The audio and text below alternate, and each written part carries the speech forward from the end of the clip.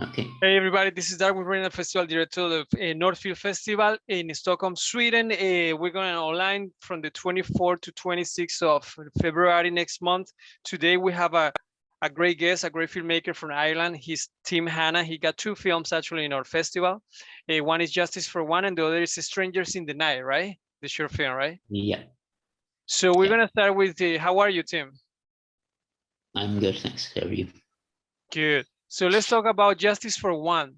Tell me the idea. Where do you get the idea Yeah. from, and how do you write the screenplay? How long was the process? The idea, I'm not sure. The idea kind of came from a few different places. The main character was kind of inspired by people that I've known who respond to every problem by blaming people, and it's like their first response to everything is to look for someone to blame, and they never actually solve their problems. So I sort of wrote a character who's like that, and like people like that kind of just keeps going round and round in circles and never really getting anywhere, which sounds a bit more depressing than it is. It's also a comedy. I wanted to do something a little bit like Ealing comedies, like Kind Hearts and Coronet. I don't know if you know that movie. Mm. And that's it. I think the original draft of the script was very, very badly received. So I ended up putting it away at first, and then it came back again and again over the years after that, and adding little bits and improving bits. And then I decided to try to do a reading of it with actors. And once that happened, I found like they all kind of brought the characters to life and showed what was working and what wasn't, and it helped to move it in a more streamlined direction, and the direction that kind of works, I think. Right. So what do you remember? How long did it take you to Like to write the write it. script? To write it, yeah. Oh, the first draft was maybe a couple of months, I think. It was really quick. I wrote it first as like a very long, detailed outline, and then added the dialogue. So it's kind of hard to know how much time it takes, because like there's usually a really long period of planning, and you write little bits, and then the actual writing of the script will usually be fairly quick. I wrote a script last year that was about 2 weeks for the first draft, which I was very happy with. Do you change something while you were shooting? Also, some dialogues, some Yeah, stuff. It happens in Justice for One. That happens as well for. yeah, there are a few bits like that. There are some bits where we just had the actors ad-libbing in certain scenes. Sometimes because something doesn't quite come across the way you want it to, and sometimes you want a feeling of more naturalism with the scene. So it's Right. nice to do. I like to do a lot of improv in rehearsals. I don't always do it on set. Oh, that's nice. Well, so tell me about the production time. How long was to shoot this feature film? Congratulations, man. It's not easy to make a feature film. It's really complicated. A lot of people doesn't know that who's not into the business, but Yeah. how long was the production time? It was, I think, 18 days altogether. We shot like 15 days and planned to do like pickups a few weeks later or a few months later, as it turned out. So there was some stuff we hadn't shot yet in the main shoot, and then we came back and shot that, and also shot a few other things that we kind of needed, where we realized we needed some more footage, or where there were shots that would have been useful if we got them in the first place. How is the team? How is you as a director to actors? How's your approach? You let them to do what they feel, or you're more methodological, like I want this like this? How's your approach when you're directing actors?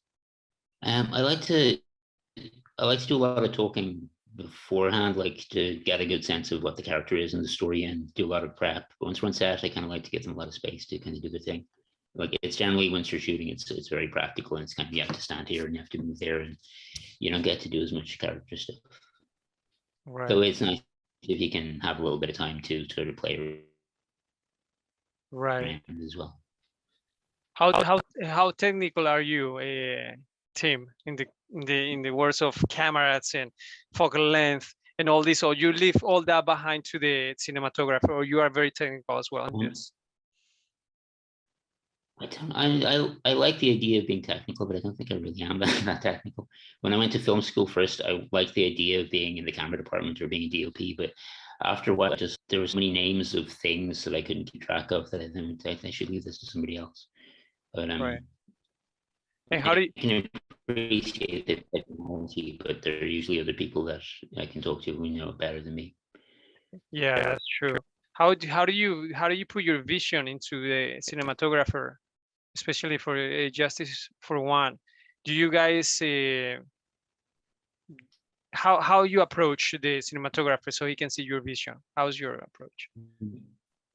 It's one thing that helps, I think, is if when someone reads something, you know that they kind of get what you're going for with it.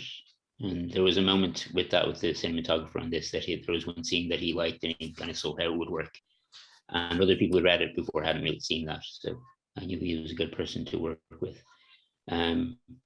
Again, like talking about things that kind of strike you in the script and references to other movies and things like that. We also worked on the shot list together. Yeah, that's good. How much? Let's go to post production. How much before we talk very quick to the short film? How much it changed in the post production? Your script. It changed a lot, or you keep the same storyline of the script, or you move, you swipe scenes. How was that? Tell me a little bit. It ends up fairly close to the script. It's funny when something goes well, you can end up with so many things that are different than you'd planned. But if it's good, it's the same film that you thought it was going to be, which is nice. The editor brought a lot to it and had a lot of ideas, but they're all built on what was already there. So it doesn't feel like it's that different to me, but it kind of is in some ways, in subtle ways. Cool. But I think the through line of the script is there. Nice. So this is interesting because how do you work with the editor? Because that's also another, the editor, they, like you say, they bring a lot of things into it, but they also have their own vision, right? How do you compact that vision with your vision as well? In this case, the editor had been there for some of the readings of the script, so he had a pretty good idea of what I was going for anyway. I was there for quite a lot of the editing, at least for the first cut of it, just so I can say more of what I wanted, and then he brought his own ideas to it. It ended up being quite a long process, but I think it was good. I like editing, so it's nice to just play around with the footage a lot.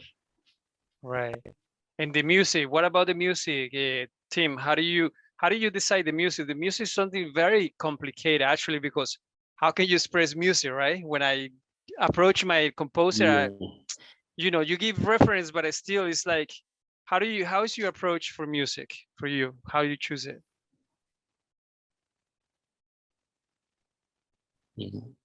I don't really know anything about it, so I try to give the composer a lot of space. Like I gave him some vague ideas for things I wanted. There's a scene in it that's kind of a sex scene with a joking one, so I suggested some Al Green music, and he came up with his own variation on that. But with a lot of it, I maybe didn't give him enough direction. I think I kind of let him just do his thing. I probably could have been more specific with certain things. But I know there was a short I made years ago where the composer came up with this really nice soundtrack wanted, so I asked him for something different, which was also really good. But at the end of it, I thought, I wonder what it would have been like if we'd gone with the original music. It could have been a whole different film. It might have been a different vibe, which would have been interesting, I think. Yeah. So I'm not sure if I answered the question, but right. By the way, you have a great cast. I like the guy. The guy is pretty good, and the girl too, Andrea, right? They're both the great cast, man. How do you cast them? Do you know them before? Yeah, I had known them before. They were a couple. They were living together, and then sometime after making the film, they broke up, which hopefully wasn't anything to do with the film. Oh, gotcha. Like maybe the edit should have been a bit closer. Oh, okay. But yeah, I thought that was going to be it would be good to get people who knew each other and who I knew, and hopefully it'll be more of a fun thing than just people doing a job for no money. So I think most of the actors knew each other already, which helped. Right. So before we get into the strangers in the night. So guys, everybody here, we're making those interviews so you can connect with Tim and Tim can connect with other filmmakers. This is the most important thing about those interviews. All right, so we're filmmakers, we need support from each other. So Tim, strangers in the night, you work with this beautiful actress. She's actually a friend of mine. I had the opportunity to meet her in Cannes. And also I see you guys in Barcelona. How was this project? How is this project? How do you put this project together? Why? Um, I'm not even sure. It just kind of happened. I both wanted to make something, make it short, and it was a script that I'd had around for a while that I thought Larry would be good in or would have fun with. Um, I don't know. It kind of came. This story came from a few other scripts that I'd written that I thought would be fun to put together into something longer. Mhm. I don't know if that's gonna happen, but I think that short worked out fairly well. But it turned out very interesting. I like it. I mean, Valeria is doing a great job there. Mhm. Huh? So were you thinking in that character for Valeria before you start writing it? How was that? And no, I had actually written it with someone else in mind originally. Um, Oh, but I thought it would be it's a very different kind of character from Valeria in real life. So it brings a little extra something to the character. I think makes them a bit more complex, or makes them right. seem that way. I think. Tim, so in the pre-production, do you often, I mean, you mentioned the shot list. Do you do storyboards, break down a script? How's your process in the pre-production when you approach a film? And I did. I like to do a shot list, though I like to be able to see the location first. So I did a shot list, and then I think just the day before we shot, we went to the location and figured out what was working and what wasn't. Mhm, I like storyboards, but I don't do them that often. I have a mhm. script I'm working on at the moment that I'm thinking of doing storyboards for, which would be fun. Uh, so I think with something more ambitious, you probably do need to get somebody to come in and do it so that it looks a bit more slick. Right. Do you like to do rehearsals as well with the actors Yeah, before?